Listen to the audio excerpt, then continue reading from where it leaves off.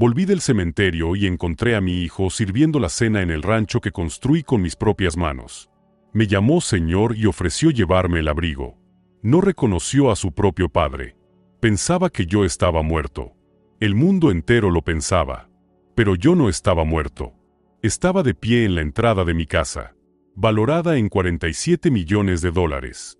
Y había vuelto para quemar hasta los cimientos todo lo que mi hermano construyó sobre las cenizas de mi familia. Mi nombre es Héctor Ramírez.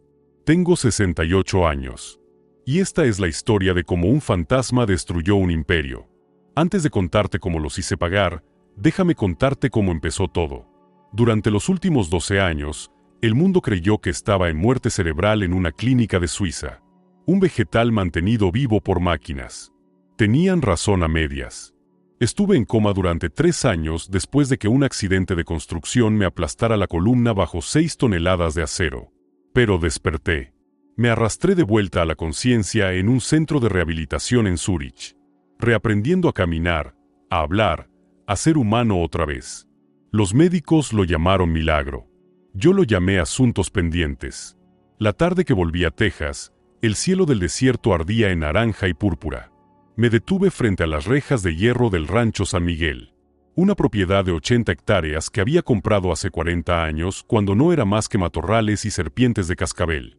Había construido la casa principal yo mismo, colocando cada viga, clavando cada clavo. Había criado a mi hijo Marco aquí, enseñándole a montar a caballo antes de que supiera leer. Había enterrado a mi esposa Sara bajo el viejo mezquite junto al arroyo, prometiéndole que siempre protegería a nuestro hijo. Miré el rancho ahora. La cerca de madera que había construido estaba reemplazada por hierro forjado. La casa sencilla se había expandido en una hacienda enorme con tejas de terracota y una fuente en el patio. Alguien había estado gastando dinero. Mucho dinero. Me ajusté el sombrero. No me había cortado el pelo en meses y mi barba era salvaje y gris. Llevaba vaqueros polvorientos y una camisa de franela que había comprado en una tienda de segunda mano en El Paso. Necesitaba parecer un vagabundo. Un don nadie. Un hombre al que el mundo había masticado y escupido. Dentro del forro de mi chaqueta había documentos que valían más que toda esta propiedad. Extractos bancarios, registros de fideicomisos y la escritura del terreno firmada a mi nombre. Caminé por el camino de grava. Mi cadera dolía por la vieja lesión, pero la ignoré. El dolor era un viejo amigo ahora. La puerta principal estaba abierta, dejando que el aire fresco de la tarde fluyera. Podía oír risas dentro. El tintineo de copas. El murmullo de conversaciones educadas. Subí al porche y toqué en el marco de la puerta. Apareció un hombre. Tendría unos 40 años. Hombros anchos pero delgado, demasiado delgado. Su cara estaba demacrada, sus ojos huecos por el agotamiento. Llevaba pantalones negros y una camisa blanca de vestir. El uniforme de un camarero. Llevaba una bandeja con copas de champán vacías. «Buenas tardes, señor», dijo con voz plana y ensayada. «Bienvenido al rancho San Miguel. Viene por la fiesta de los Harrington». Lo miré fijamente. Miré la forma de su mandíbula, la posición de sus hombros, la manera en que se sostenía. Conocía a este hombre. Le había enseñado a lanzar una pelota de béisbol en el patio trasero. Lo había acompañado al altar en su boda. Lo había abrazado cuando murió su madre. Marco, mi hijo. No me reconoció. Me miró como si fuera un mueble. Abrí la boca para decir su nombre, pero las palabras no salieron. Se me cerró la garganta.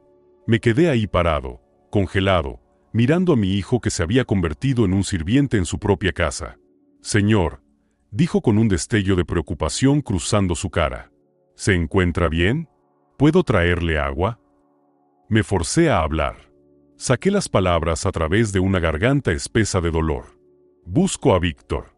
Víctor Ramírez. Me dijeron que vive aquí». Marco se estremeció al oír el nombre. Sus ojos se desviaron hacia el interior de la casa. Y lo vi. Era miedo. Miedo puro y desnudo. «El señor Ramírez está organizando la fiesta», dijo con cuidado. «¿Puedo avisarle de que está aquí? ¿Puedo tener su nombre? Dile que es un viejo amigo. Dile que es alguien de antes». Marco asintió y desapareció dentro de la casa. Esperé en el porche, agarrando la barandilla de madera que yo mismo había tallado hace 3 décadas. Mis nudillos estaban blancos. Víctor. Mi hermano menor. El hombre en quien había confiado para manejar mis asuntos cuando estaba en coma. El hombre que tenía poder notarial. El hombre que había prometido en el lecho de muerte de nuestra madre que siempre cuidaría de Marco si algo me pasaba. El hombre que claramente había hecho algo imperdonable. La puerta se abrió más. Una figura emergió de la luz dorada del vestíbulo. Tenía 63 años ahora, pero parecía de 50. Su cara estaba suave. Su cabello teñido de un marrón poco convincente. Llevaba un traje de lino crema que probablemente costaba más que la hipoteca mensual de la mayoría de la gente. Un reloj de oro brillaba en su muñeca. Víctor sonrió cuando me vio. No era una sonrisa de reconocimiento. Era la sonrisa de un depredador evaluando una presa potencial. Me temo que no recuerdo haber programado ninguna reunión esta noche, dijo con voz suave como el aceite. Este es un evento privado. Quizás debería volver durante el horario de oficina. Lo miré. Dejé que viera mi cara claramente bajo la luz del porche. Su sonrisa vaciló. Luego murió por completo. Su cara se puso pálida, luego roja, luego pálida otra vez. Su boca se abría y cerraba como un pez boqueando por aire. «Hola, Víctor», dije. «He oído que has estado cuidando bien de mi rancho». Se recuperó más rápido de lo que esperaba. El shock fue reemplazado por una cuidadosa inexpresión, luego por una sonrisa que no llegaba a sus ojos. «Héctor», susurró. «Dios mío. Héctor, ¿eres realmente tú?» Dio un paso adelante como para abrazarme. No me moví.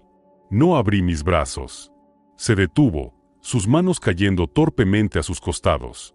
«Pensamos que habías muerto», dijo sacudiendo la cabeza con aparente asombro. «La clínica en Suiza llamó hace 3 años. Dijeron que habías fallecido. Tuvimos un funeral, Héctor. Enterramos un ataúd vacío». Lo miré. No dije nada. Quería verlo retorcerse. «Esto es increíble», continuó, su voz subiendo con falso entusiasmo. «Un milagro. Espera hasta que todos se enteren». «Marco», llamó por encima del hombro. «Marco, ven aquí. Necesitas ver esto». Marco apareció en la puerta, todavía sosteniendo su bandeja de servicio. Su expresión era confusa, cautelosa. Víctor puso su brazo alrededor de mi hombro. Un gesto de afecto fraternal que me hizo la piel arder. «Marco», dijo Víctor con voz rebosante de emoción fabricada. «Este hombre que está aquí, ¿sabes quién es?» Marco me miró. Estudió mi cara. Vi el momento en que hizo clic. Sus ojos se abrieron como platos. La bandeja se le resbaló de los dedos y se hizo añicos en el piso de baldosas.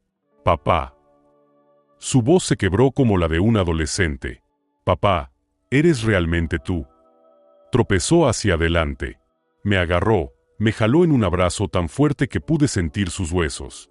Estaba temblando. Estaba llorando. «Me dijeron que habías muerto», sollozó en mi hombro. «Me dijeron que moriste solo en ese hospital. Quería ir a verte, pero dijeron que no querrías que te recordara así.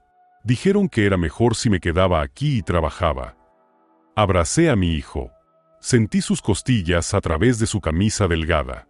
Olí el agotamiento en él, la desesperación. Miré por encima de su hombro a Víctor.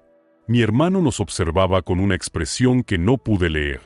Su esposa, Sandra, había aparecido a su lado. Una mujer rubia quebradiza con un vestido de diseñador. Me miraba como si fuera una serpiente de cascabel que se había deslizado a su patio. «¿Qué le has hecho a mi hijo, Víctor?», pregunté en voz baja. Víctor extendió las manos en un gesto de inocencia. «¿Qué le he hecho? Lo salvé, Héctor. Cuando moriste y los buitres empezaron a dar vueltas, cuando los recaudadores de impuestos vinieron con sus evaluaciones y sus sanciones, yo fui quien dio un paso al frente. Yo fui quien mantuvo unida a esta familia». «¿Qué recaudadores de impuestos? ¿Qué sanciones?». Sandra habló. Su voz era aguda, defensiva. «Tu patrimonio era un desastre, Héctor. Décadas de mala gestión, responsabilidades ocultas. El IRS vino por todo, y me refiero a todo. La casa, la tierra, hasta la herencia de Marco. Si Víctor no hubiera liquidado activos y reestructurado la deuda, tu hijo estaría sin hogar. Miré a Marco. Se había separado del abrazo. No me estaba mirando. Miraba al suelo, la vergüenza ardiendo en su cara. ¿Es eso cierto, Marco? Asintió lentamente. Debía más de $2 millones en impuestos atrasados sobre la herencia. El tío Víctor los pagó. Salvó el rancho. Me salvó de la prisión. Trabajo para ellos ahora. Trabajo para pagar lo que gastaron. Sentí la rabia creciendo en mi pecho. Una sensación familiar, caliente y brillante. Pero la controlé. Había esperado 12 años. Podía esperar un poco más. Ya veo, dije haciendo mi voz pequeña, derrotada. No lo sabía. Lo siento, Marco. No quise dejarte con semejante carga. Víctor se relajó. Vi sus hombros caer. Vi la tensión salir de su mandíbula. Pensó que había ganado. Pensó que el viejo roto frente a él no era una amenaza. Es el pasado, Héctor, dijo magnánimamente. Lo que importa ahora es que estás vivo. Deberíamos celebrar. Entra, toma una copa. Podemos hablar del futuro por la mañana. No quiero interrumpir tu fiesta, dije. Puedo encontrar un motel en el pueblo. Tonterías. Víctor agitó la mano. Sandra, que María prepare la casa de huéspedes. Mi hermano se quedará aquí esta noche. Me miró y vi el cálculo en sus ojos. Mañana podemos arreglarlo todo. Hay papeles que firmar, asuntos legales que abordar. Después de todo, fuiste declarado muerto. Tu patrimonio fue liquidado. Las cosas están complicadas ahora. Entiendo, dije mansamente. Me arrastré hacia adentro, haciendo el papel del viejo confundido y roto. Me apoyé fuertemente en mi bastón, aunque no lo necesitaba tanto como fingía. Marco me llevó hacia la parte trasera de la casa. Mientras caminábamos, vi los cambios que habían hecho. Los muebles sencillos que Sara y yo habíamos elegido habían desaparecido, reemplazados por piezas minimalistas caras que pertenecían a un museo, no a un rancho. Las paredes estaban cubiertas de arte abstracto. Las fotografías de nuestra familia, de Marco de bebé, de Sara con su vestido de novia, todas habían desaparecido. Borradas. Marco abrió una puerta a una pequeña casa de campo detrás de la casa principal. Habían sido las habitaciones del capataz cuando criábamos ganado. Ahora era una habitación desnuda con una cama individual y un baño. Lo siento, papá, susurró Marco. Es todo lo que puedo ofrecer. Ellos controlan todo. ¿Dónde está Elena?, pregunté. ¿Dónde está tu esposa? La cara de Marco se desmoronó. Se fue hace 3 años. Se llevó a Daniel y volvió a Ohio. La tía Sandra dijo que era una cazafortunas, que solo estaba interesada en el dinero de la herencia. Cuando el dinero desapareció, ella también. Daniel. Mi nieto. El niño que solo había conocido una vez cuando era un bebé antes del accidente. Te lo quitaron. Marco sacudió la cabeza. Los dejé ir. Pensé que los estaba protegiendo. Pensé que si estaban lejos de este desastre, estarían a salvo. Pero ahora Sandra dice que Elena va a demandar por manutención infantil, que va a exponer los problemas fiscales, que podría ir a prisión si no sigo trabajando. Me senté en la cama estrecha. Miré a mi hijo fuerte y orgulloso, reducido a esta sombra temblorosa. ¿Les crees?, pregunté. ¿Crees todo lo que te dijeron? Ya no sé qué creer. Alargué la mano y tomé la suya. Cree esto, dije. Soy tu padre. Estoy vivo. Y no volví para verte sufrir. Me miró con algo que no había visto en sus ojos en mucho tiempo. Esperanza. Ahora ve, dije, antes de que sospechen. Se fue. Me senté solo en la oscuridad de la casa de campo, escuchando los sonidos de la fiesta en la casa principal. Risas y música flotaban por el patio. Víctor y Sandra estaban celebrando su éxito, disfrutando de los frutos de su robo. Saqué mi teléfono. Marqué un número que había memorizado en Zúrich. Harley, dije cuando se conectó la línea. Estoy en posición. Se tragaron todo. ¿Qué encontraste? La voz al otro lado era aguda, profesional. Margarita Harley. La contadora forense que había pasado los últimos 2 años desenredando los esquemas de mi hermano. Es peor de lo que pensábamos. Tienen a tu hijo trabajando como sirviente. Lo han convencido de que les debe millones. Han alejado a su esposa y su hijo. Y la propiedad. La han remodelado extensivamente. Viven como la realeza en tu tierra. Perfecto, dijo Margarita. Cada dólar que gastaron está documentado. Cada mejora que hicieron es evidencia de conversión y fraude. Tengo los registros del IRS, Héctor. No había deuda fiscal. Tu patrimonio estaba limpio. Tus fideicomisos se ejecutaban automáticamente y cumplían totalmente. Se inventaron todo. Cerré los ojos. Lo había sospechado, pero oírlo confirmado todavía me golpeó como un puñetazo en el estómago. Y Daniel. Lo encontramos. Está en Columbus con su madre. Tiene 9 años ahora. Le diagnosticaron dislexia severa. Elena ha estado trabajando en 2 empleos para pagar la tutoría especializada que necesita. Nunca demandó por manutención infantil. Nunca amenazó con exponer nada. Eso fue otra mentira. Dame todo, dije. Registros bancarios, comunicaciones, los documentos falsificados. Quiero una imagen completa para mañana por la mañana. Ya está hecho. Envío un mensajero esta noche. Tendrás todo para las 6 de la mañana. Y las autoridades están en espera. FBI, IRS, División Criminal y el Fiscal General de Texas. Están muy interesados en las actividades de tu hermano. Aparentemente, esta no es la primera vez que hace algo así. Terminé la llamada. Me senté en la oscuridad, procesando todo. Mi hermano había robado mi identidad, fingido mi muerte y esclavizado a mi hijo. Había destruido el matrimonio de Marco, lo había separado de su hijo y lo había convertido en un cascarón roto. Había hecho todo esto mientras vivía en la casa que construí, durmiendo bajo el techo que levanté, caminando sobre la tierra que había amado durante 40 años. Saqué el pequeño dispositivo que había escondido en mi bolsillo antes del abrazo de Víctor. Un dispositivo de escucha militar, no más grande que un botón. Lo había pegado bajo el cuello de su chaqueta de lino cuando fingió darme la bienvenida a casa. Activé el receptor. La voz de Víctor crepitó por el altavoz. Alta y clara. ¿Se fue?, preguntaba Sandra. Por ahora. Está en la casa de huéspedes. Parece medio muerto ya. Probablemente no durará el año. ¿Y si empieza a hacer preguntas? Víctor se rió.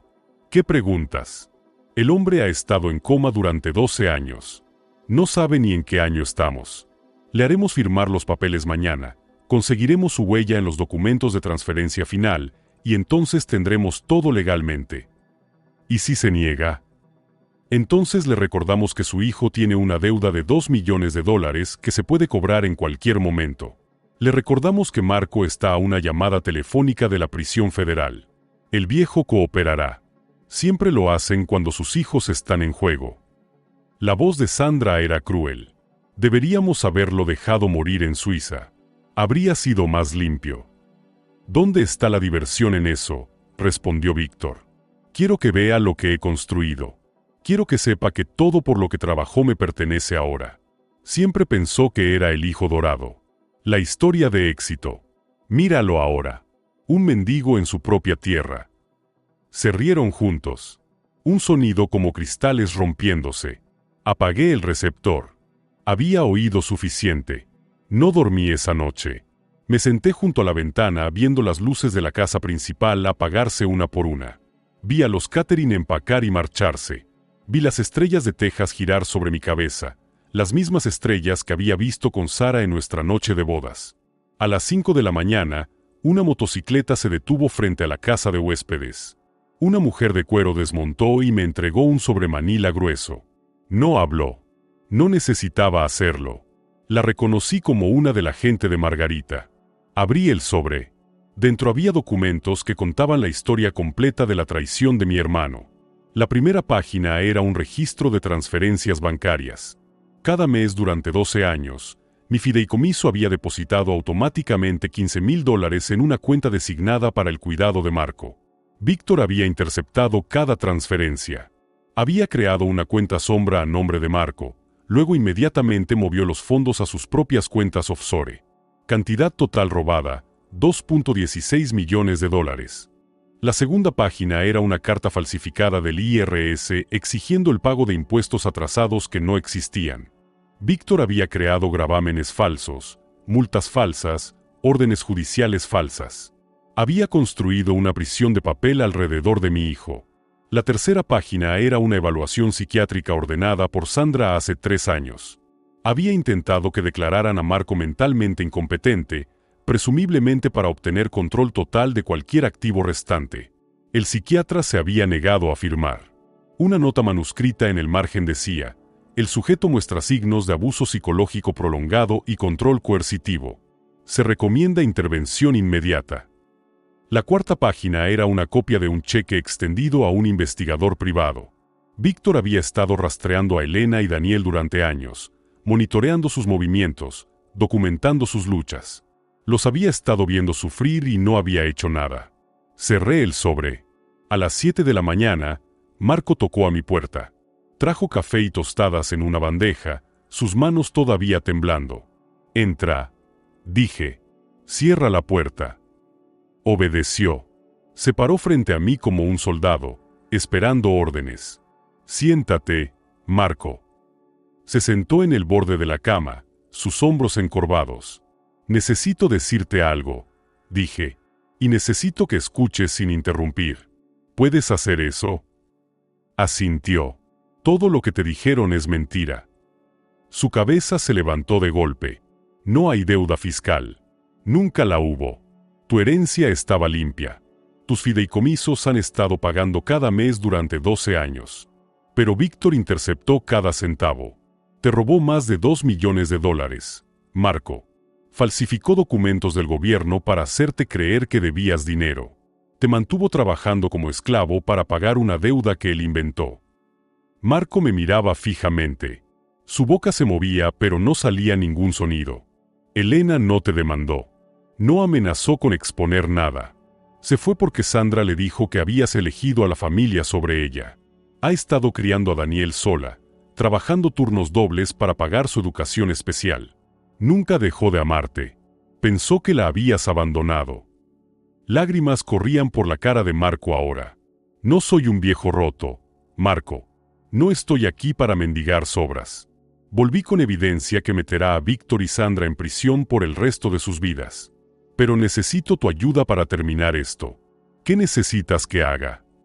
Su voz era apenas un susurro. «Necesito que seas fuerte por un día más. Necesito que finjas que nada ha cambiado. ¿Puedes hacer eso?» Se secó la cara. Se sentó más erguido. Por primera vez en 12 años, vi un destello del niño que había criado. «Puedo hacerlo». «Bien. Ahora vuelve a la casa. Actúa normal. Esta noche, terminamos esto». El día pasó lentamente. Vi desde la ventana de la casa de huéspedes mientras Víctor y Sandra holgazaneaban junto a la piscina que habían instalado en mi propiedad. Vi a Marco servirles bebidas y limpiar después de ellos. Cada momento fue agonía, pero mantuve mi posición. Un cazador no salta hasta que la presa está perfectamente posicionada. A las 6 de la tarde, una caravana de vehículos se detuvo frente al rancho. SUVs negros con ventanas polarizadas. Un sedán con placas del gobierno. Hombres y mujeres con trajes emergieron llevando maletines e insignias. Víctor salió de la casa. Confundido. Alarmado. «¿Qué significa esto?», exigió. «Esta es propiedad privada». Una mujer dio un paso adelante. Tenía unos 50 años. Cabello plateado con ojos como pedazos de hielo. Levantó una insignia. «Señor Víctor Ramírez, soy la agente especial Morrison del FBI. Tenemos una orden de arresto en su contra por cargos de fraude bancario, robo de identidad, abuso de ancianos y robo de un fideicomiso protegido federalmente». La cara de Víctor se puso blanca. «Esto es una locura. No he hecho nada malo. Quiero llamar a mi abogado». «Puede llamarlo desde la oficina de campo», dijo la agente Morrison con calma. Asintió a los agentes detrás de ella. Se movieron hacia adelante con esposas. Sandra salió corriendo de la casa, gritando: «No pueden hacer esto». Somos miembros respetados de esta comunidad. ¿Saben quiénes somos? Sabemos exactamente quiénes son, señora Ramírez, respondió Morrison. Está bajo arresto por conspiración para cometer fraude, cómplice de robo y manipulación de testigos. Tiene derecho a permanecer en silencio. Salí de la casa de huéspedes. Caminé lentamente por el patio, dejándolos verme. Víctor me miró fijamente, su cara contorsionándose con rabia e incredulidad. «Tú hiciste esto», escupió. «Nos tendiste una trampa». «No, Víctor. Te tendiste una trampa hace 12 años cuando decidiste robar a tu propia familia». Caminé más cerca hasta estar parado directamente frente a él. Los agentes tenían sus manos esposadas detrás de su espalda. «Me llamaste mendigo», dije en voz baja. «Dijiste que estaba medio muerto, que no duraría el año. Te reíste de hacer arrastrarse a mi hijo». Saqué un papel doblado de mi bolsillo. Era el aviso falsificado del IRS que había creado. El documento que había aprisionado a Marco durante más de una década. Lo levanté para que pudiera verlo. Luego lo rompí por la mitad. Rompí las mitades en cuartos. Dejé que los pedazos cayeran al suelo a sus pies. «Esa deuda no existe», dije. «Nunca existió. Y ahora vas a ir a prisión por crearla». Víctor se lanzó hacia mí. Los agentes lo agarraron, lo detuvieron. Estaba gritando ahora, saliva volando de sus labios. «Construí esto. Hice rentable este rancho. No eras más que un trabajador de la construcción con delirios de grandeza. Merecía esto. Me lo gané». Lo miré con algo cercano a la lástima. «No ganaste nada, Víctor. Robaste. Mentiste. Destruiste la vida de tu propio sobrino por dinero que no necesitabas. Y ahora vas a pasar el resto de tus años en una celda pensando en lo que tiraste». Le di la espalda. Caminé hacia Marco, que estaba parado en el porche, viendo todo desarrollarse. Sandra todavía estaba gritando mientras la cargaban en el SUV.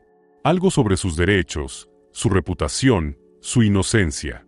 Nadie estaba escuchando. Puse mi brazo alrededor de los hombros de mi hijo. «Se acabó», dije. Estaba temblando, pero ya no estaba llorando. Estaba parado más erguido de lo que lo había visto en años. «¿Qué pasa ahora?», preguntó. «Ahora traemos a tu familia a casa. Elena y Daniel están en Ohio. Hay un avión esperando en el aeropuerto para traerlos aquí esta noche». Su respiración se entrecortó. «¿Los encontraste?». «Nunca los perdí. He estado cuidando de todos ustedes incluso cuando no podía estar aquí». Marco se volvió a mirar la casa del rancho. La casa que había construido. La casa que había sido retorcida en una prisión. «No quiero vivir aquí nunca más», dijo. «Demasiados fantasmas». «Entonces lo vendemos o lo quemamos. Tú decides. La tierra siempre estará aquí. Podemos construir algo nuevo». Me miró entonces. Realmente me miró por primera vez desde que había vuelto. «Pensé que te había perdido, papá. Pensé que lo había perdido todo». Lo jalé a un abrazo. Lo sostuve fuerte. «Volví», dije. «Eso es lo único que importa ahora». Nos quedamos ahí mientras el sol se ponía sobre el desierto, pintando el cielo en tonos de fuego y oro. Nos quedamos ahí mientras los vehículos del FBI se alejaban, llevando a mi hermano y su esposa hacia la justicia. Nos quedamos ahí mientras las estrellas salían, una por una, reclamando el cielo de Texas. 3 horas después, un auto se detuvo frente al rancho. Una mujer bajó sosteniendo la mano de un niño pequeño con cabello oscuro y ojos curiosos. Marco hizo un sonido como un animal herido. Corrió hacia ellos. Cayó de rodillas en la grava y envolvió sus brazos alrededor de ambos. «Lo siento», seguía diciendo. «Lo siento mucho. No lo sabía. Pensé que los estaba protegiendo». Elena estaba llorando. Daniel estaba confundido pero feliz, aferrándose al padre que apenas recordaba. Los observé desde el porche. Vi a mi familia volver a unirse. Margarita Harley apareció a mi lado. Había llegado con el convoy del FBI, pero se había quedado en segundo plano hasta ahora. «Las cuentas están descongeladas», dijo en voz baja. «Todos los $47 millones más daños y recuperación. Tu hijo nunca volverá a necesitar nada». Asentí. Eso es bueno. Pero no es por eso que volví. Lo sé, dijo. Por eso tomé el caso. Me entregó un último documento. Era un acuerdo de fideicomiso recién redactado. Esto establece un fondo para la educación de Daniel, explicó. Los mejores especialistas del país para su dislexia. Cobertura completa hasta que cumpla 25 años. Y una cuenta separada para Elena para agradecerle por mantenerlo a salvo todos estos años. Firmé el documento. Mi mano estaba firme. Hay una cosa más, dije. Víctor tenía gente vigilándolos. Un investigador privado. Ya manejado. Está cooperando con el FBI a cambio de inmunidad. Va a testificar sobre cada instrucción que Víctor le dio. Bien. Bajé los escalones. Caminé hacia mi familia. Daniel me miró con ojos grandes. Tú eres mi abuelo, dijo. El que estuvo dormido mucho tiempo. Me arrodillé a su nivel. Mis rodillas dolían, pero no me importó. Así es. Estuve dormido, pero desperté. Y no voy a ir a ningún lado nunca más. Estudió mi cara con la intensidad que solo un niño puede tener. Luego asintió, aparentemente satisfecho. Mamá dice que construiste esta casa, dijo. Dice que puedes construir cualquier cosa. Miré la casa del rancho detrás de mí. La casa que guardaba tantos recuerdos. Tanto dolor. Puedo, dije. Y quizás algún día tú y yo podamos construir algo juntos. ¿Te gustaría? Sonrió. Una sonrisa de niño de 9 años con dientes faltantes que me recordó a Marco a esa edad. Sí, dijo. Me gustaría mucho. Me levanté. Tomé su mano en una de las mías y la mano de Marco en la otra. Elena estaba parada junto a su esposo, apoyándose en él como si nunca más lo fuera a soltar. Caminamos juntos hacia la casa. La casa que había sido una prisión ahora era solo un edificio. Los fantasmas se habían ido. 6 meses después, me paré en el mismo porche, viendo a las cuadrillas de construcción derribar la vieja hacienda. Las adiciones de Víctor y Sandra cayeron bajo la bola de demolición, desmoronándose en polvo. Marco estaba parado a mi lado, Daniel sobre sus hombros. ¿Estás seguro de esto?, preguntó Marco. Asentí. Estoy seguro. Los huesos de la casa original todavía están bien. Reconstruiremos sobre los cimientos que tu madre y yo pusimos. Más simple. Más limpio. Honesto. Elena salió con limonada. Me entregó un vaso y me besó la mejilla. Gracias, dijo, por todo. Observé a mi familia. Vi el desierto florecer bajo las lluvias de primavera. Vi las paredes levantarse día a día. Una nueva casa surgiendo de las ruinas de la vieja. Víctor recibió 32 años. Sandra recibió 25. Morirán en prisión. Olvidados. Su imperio robado distribuido a las personas que lastimaron. La lectura de Daniel mejoró cada mes. El especialista dijo que alcanzaría el nivel de grado en un año. Empezó a llamarme abuelo Héctor, y el sonido sanó algo en mí que no sabía que estaba roto. Marco empezó a reír otra vez. A trabajar con sus manos otra vez. Ayudó con la construcción, aprendiendo las mismas habilidades que le había enseñado décadas atrás. ¿Y yo? Tengo 68 años. Tengo más dinero del que podría gastar en 10 vidas. Pero lo único que me importa es sentarme en este porche cada tarde viendo el atardecer con mi familia a mi lado. Aprendí algo en ese hospital suizo. Algo que llevo conmigo cada día. La medida de un hombre no es lo que construye. No es lo que gana. No es el imperio que deja atrás. La medida de un hombre es si sus hijos saben que son amados. Si están seguros. Si pueden mirar el cielo sin miedo. Durante 12 años, mi hijo vivió con miedo. Mi nieto creció sin conocer a su abuelo. Mi familia había estado separada por la codicia y la crueldad. Pero encontramos nuestro camino de regreso. Siempre lo hacemos. Si estás ahí afuera ahora mismo. Si alguien te ha quitado todo. Si sientes que estás trapeando pisos en una casa que debería haber sido tuya. Resiste. La justicia no siempre llega rápido, pero llega. Y cuando lo hace, es más dulce que cualquier venganza que pudieras imaginar. Resiste. El amanecer está llegando. Gracias por quedarte hasta el final de esta historia. Si te gustó, dale un like. Y ahora dime, ¿habrías hecho lo mismo que Héctor o habrías perdonado a tu hermano? Cuéntamelo en los comentarios y no olvides decir de dónde eres. Suscríbete si quieres más historias como esta. Nos vemos en la próxima.